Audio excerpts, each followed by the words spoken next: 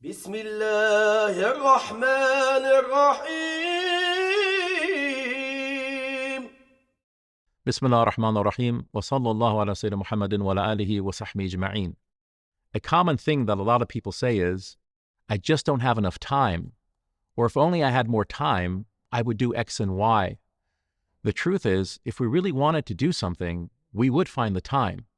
So it's really not an issue of time constraints, but rather an issue of prioritizing our lives. We just have to have enough courage to be honest with ourselves. Time is certainly a gift from Allah subhanahu wa ta'ala, and so of course every moment is precious. Every moment is a moment that we can never get back. Every day, every hour, every minute, every second brings us closer to the hour of our death. And as they say, death waits for no man. Our Master Muhammad sallallahu alaihi wasallam said, seize 5 before 5. Seize your youth before your old age. Seize your health before your sickness. Seize your wealth before your poverty. Seize your free time before your busyness. And seize your life before your death. There are people who go to the gym 6 times a week, for years, for decades. They don't even have to think about it anymore. They just go, summer or winter, rain or shine, whether they feel like it or not. And if they should miss a day, they feel uncomfortable and even anxious. The average American spends 2.5 hours a day on social media. According to the World Health Organization, the average lifespan is about 73.4 years. If a person started using social media at age 10, which is very common, then that would mean that they spent almost 7 years of their life on social media.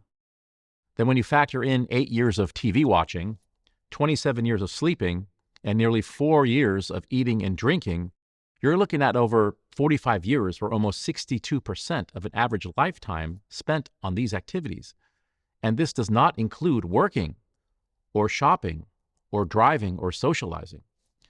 The month of Sha'ban presents an opportunity for us to get our priorities straight. For what it's worth, my advice to you is that during these days, read at least one verse of the Qur'an every day.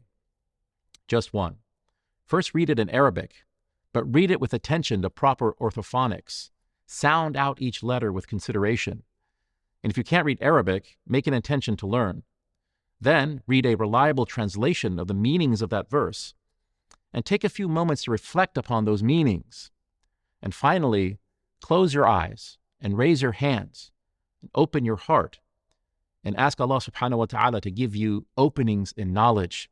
Beseech Allah subhanahu wa ta'ala to fill your heart with rays of illuminating light.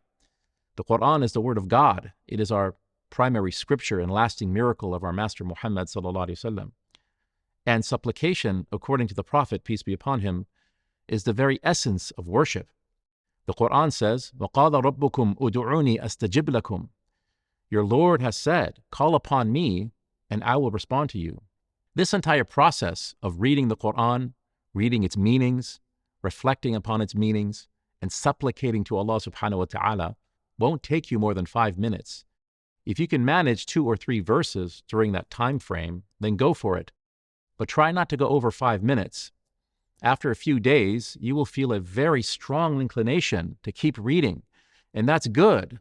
And you can certainly increase your reading time, but I caution you about doing too much, at least in the early stages. What we're trying to do is habituate ourselves to staying in Allah's word consistently and for the long run. We want this to turn into a lifelong practice, something we don't even have to think about, but also something that gives us a precious moment of intimacy with our Lord. Our Master Muhammad sallallahu alaihi wasallam said, the most beloved actions to Allah subhanahu wa ta'ala are those that are consistent, even if they're small. The Tao Te Ching says, he who stands on tiptoe does not stand firm.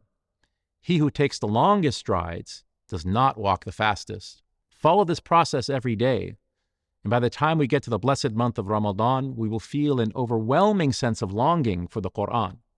And then, when we recite the Qur'an during the blessed month, or hear its majestic recitation in the masajid, we hope to taste the sweetness of its words and meanings over more prolonged periods of time. Another crucially important aspect of the life of a Muslim is the consistency of the canonical prayer. Prayer is a lifelong commitment. Allah subhanahu wa ta'ala says to the Prophet sallallahu alaihi wasallam, and by extension to all of us, وَلَقَدْ نَعْلَمُ أَنَّكَ يَضِيقُ صَدْرُكَ بِمَا يَقُولُونَ. We certainly know that your heart is distressed by what they say. فَسَبِّحْ بِحَمْدِ رَبِّكَ وَكُن مِّنَ السَّاجِدِينَ. So glorify the praises of your Lord and be one of those who always pray. وَاعْبُدْ رَبَّكَ حَتَّى يَأْتِيكَ الْيَقِينَ. And worship your Lord until certitude comes to you. Now, all of the major exegetes of the Qur'an say that al-yaqeen, or certitude here in this verse, means death, because death is certain. A devout Muslim, a Muslim in obedience to Allah and His Messenger, prays 5 times a day at the proper times and plans his or her daily activities around his or her prayer, not the other way around.